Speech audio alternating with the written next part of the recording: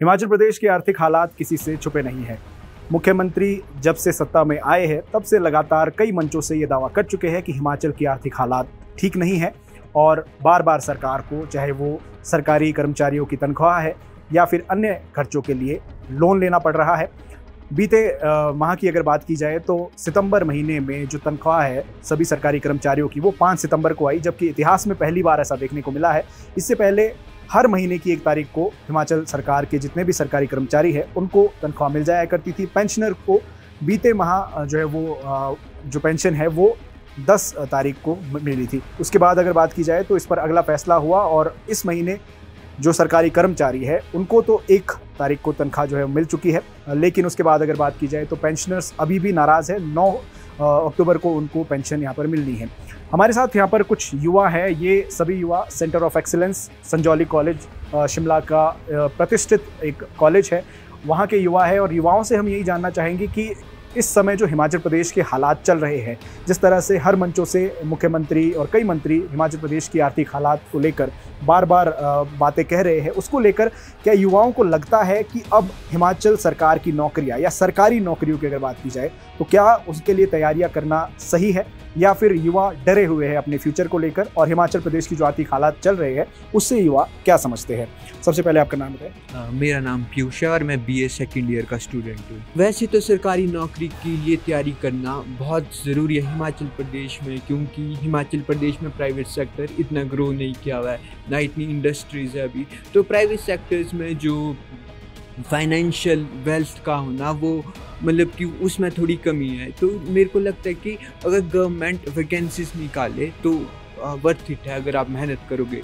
देखिए, हर परेशानी का हल ढूंढा जा सकता है इन माय ओपिनियन, और जो इस तरह के मौजूदा हालात प्रदेश में हुए हैं इसके लिए बहुत से कारण हैं, क्योंकि आप लगातार फ्रीबीज दे रहे थे और सब्सिडीज़ जो दी जानी चाहिए थी जिससे कुछ बनता सरकार के लिए आय का स्रोत, इस तरह का कोई प्रावधान नहीं किया गया।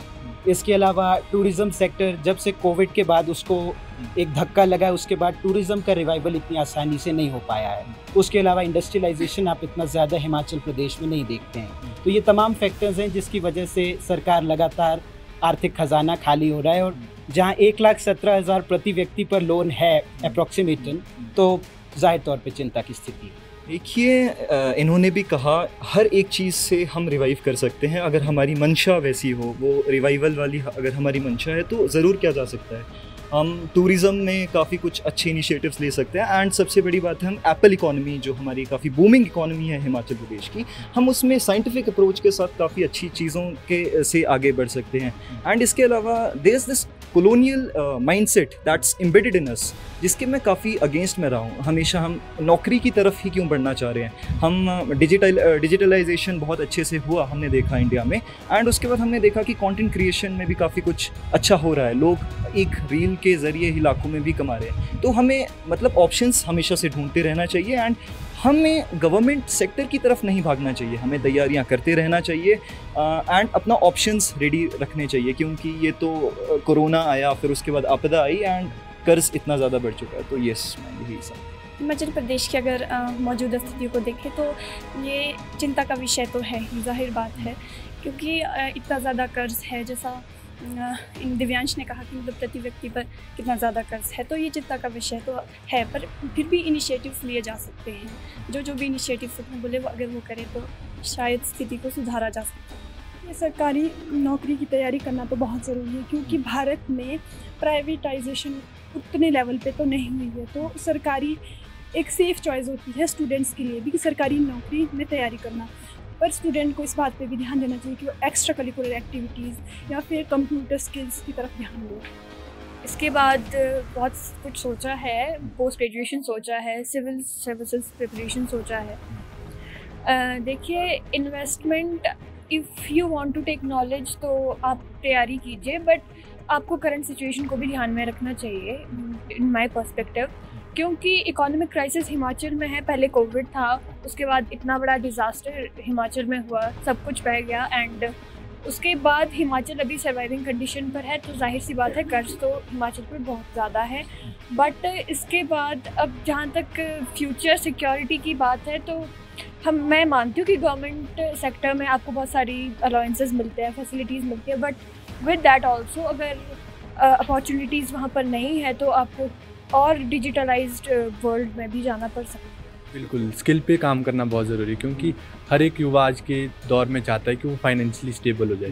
क्योंकि एक ऑप्शन, जैसा आयुष ने कहा कि ऑप्शन ज़रूरी है, तो अगर वो एक किसी एग्ज़ाम की तैयारी करता है और किसी स्किल को भी अपने साथ, उसके साथ किसी स्किल को सीखता है, तो वो उसके लिए एक फाइनेंशियल रूप से और एक किसी दूसरे ऑप्शन पे जाने के लिए अच्छा रहेगा।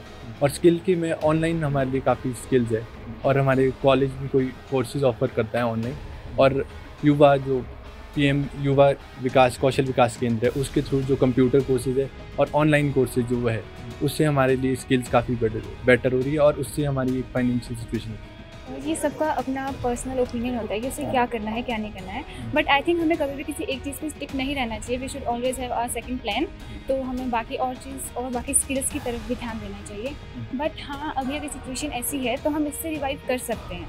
क्या सोचा है आपने? सेकंड प्लान आपका क्या है? मे बी किसी बताना चाहिए प्राइवेट सेक्टर में किसी स्किल्स पर काम कर रहे हो, कोई स्किल सीख रहे हो? सीख रहे हो? हाँ, अभी यह जैसे हमें क्या बोलते हैं, हमारे कॉलेजेस में भी काफ़ी सारे जो स्किल रिलेटेड कोर्सेज होते हैं वो दिए जाते हैं, तो अभी यहाँ पे कंप्यूटर कोर्स भी दिया जाता है। अभी मैंने सोचा है कि मैं मास्टर्स करूँगी इंटरनेशनल रिलेशंस में। ऑब्वियसली पहले मैं सिविल सर्विसेज का भी सोच रही हूँ, IFS। अगर वो नहीं होता है, एक बहुत ही चैलेंजिंग वो एग्ज़ाम है, तो फिर मैं डायरेक्ट जो हमारी MSCs होती है वहाँ पर अप्लाई करूँगी किसी ना किसी में। तो मैंने वही सोचा है कि ज़्यादा प्राइवेट की हो, क्योंकि मैं ज़्यादा टाइम वेस्ट नहीं करूँगी, क्योंकि मेरे जो बड़े भैया उन्होंने ऑलरेडी अपने 10 साल दिया सिविल सर्विसेज को, तो मैं उतना नहीं दे सकती।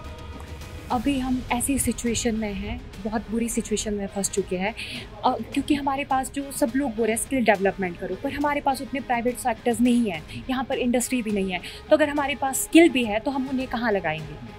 उसके लिए भी तो पहले हमें इंडस्ट्री होनी चाहिए। AI में बहुत एडवांसमेंट हो गई है, हम मान रहे हैं, घर से भी काम हो सकता है, पर वो सब बच्चों के लिए तो नहीं हो सकता ना। और जो हर एक का कैलिबर होता है वो अलग होता है। तो ये गवर्नमेंट की भी थोड़ी गलती भी रही है कि उनको हर फील्ड में काम करना चाहिए था स्टार्टिंग से, हर चीज़। ये सभी ये सोचते हैं कि सरकारी नौकरी से हमें एक सिक्योरिटी प्रोवाइड होगी, लेकिन जो स्किल डेवलपमेंट है वो भी एक बहुत ज़रूरी है। मुझे लगता है कि स्किल एनहांस करने में हमें सब ज़्यादा जोर देना चाहिए, लेकिन एक टाइम पे हम ये सोचते ही है कि हमें सिक्योरिटी चाहिए, फाइनेंशियली हमें इंडिपेंडेंट होना है, तो एक सिक्योरिटी तो हमें सरकारी जॉब ही ऑफर कर सकती है। तो सर, तो अभी हालात तो ठीक नहीं है, तो क्या लगता है? तो सर स्किल डेवलपमेंट पे ध्यान। हर स्टेट इकोनॉमिक डाउन टर्न से जाती है and we have to seek the solution. अभी प्रॉब्लम्स चल रही हैं but the government is also working on seeking the solutions as well. So I think we should be on the optimistic side rather than thinking about obviously problems आ रही है, even to pensioners आ रही है, government employees आ रही है, but no doubt कि it is a profession जहाँ पे आपका काफ़ी सिक्योर होता है rather than private sector if you will take. So I think government will work on this thing as well. So actually I've hailed from a middle class family, so basically we have to think for a government job because to have financial security, and being a woman it's very important for us to be financially independent and to get some security, financial security. It's very important for me to get a government job, so I think government job is very important. लेकिन मौजूदा हालात तो सही नहीं है, तो लगता है आपको कि अभी भी तैयारी करना सही है? Yes sir, I think the situation never remain the same. The situations can change too because the government is seeking solutions, as Shrishta said, so I think that it will happen soon. हमारे साथ ये centre of excellence के students हैं और इन्होंने अपने opinions रखे हैं कि मौजूदा आर्थिक हालात जो सरकार के हैं उसको किस तरह से सॉल्यूशंस उसके लिए है। और बड़ी बात यह है कि छात्रों ने चिंता तो ज़रूर यहाँ पर जाहिर की है कि सरकारी नौकरी की तैयारी करना मौजूदा समय में थोड़ा सा मुश्किल है, एक चिंता का विषय है, लेकिन वहीं छात्रों का एक और पक्ष भी है कि हालात सामान्य हो जाएंगे आने वाले समय में और हालात कभी भी एक जैसे नहीं रहते हैं। तो हमने आपसे सभी छात्रों के यहाँ पर जो भी अपने पहलू है, क्या वो सोचते हैं इस चीज़ को लेकर, आपके सामने रखने का प्रयास किया है। पंकज सिंगटा, लोकल 18, शिमला।